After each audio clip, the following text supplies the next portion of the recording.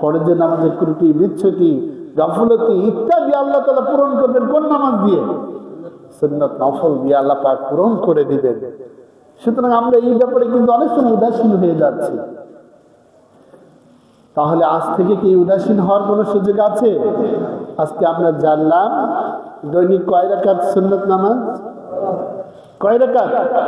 12 রাকাত। এই 12 রাকাত সুন্নাত নামাজের অবস্থা জানলাম, ফজিলত জানলাম, মর্যাদা জানলাম। আরেকটি মর্যাদার কথা আপনাদের বলি, সময় শেষ করে দেব। সেটি হচ্ছে ফজরের নামাজ পড়ে যদি কোনো ব্যক্তি তাসবিহ তাহলিল করে ওই স্থানে বসার পরে, বলেন তো, সূর্য ওঠার পরে একটা নামাজ আছে, নামাজের নাম কি?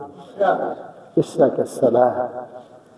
আল্লাহ রাসূল সাল্লাল্লাহু আলাইহি ওয়াসাল্লাম বলছেন, যে ব্যক্তি ফজর নামাজ পড়ে ওখানে বসে তাসবিহ তাহলিল করলো, সূর্য উদয়ের পরে ইশরাকের সালাত আদায় করলো, আল্লাহ রাব্বুল আলামিন তার এই ইশরাকের এই ইবাদতের কারণে ইশরাক নামাজ পড়ে বের হওয়ার পরে আল্লাহ তাআলা তার আমলনামায় প্রত্যেক দিন একটা করে কবুলিয়াত উমরা সব দান করবেন।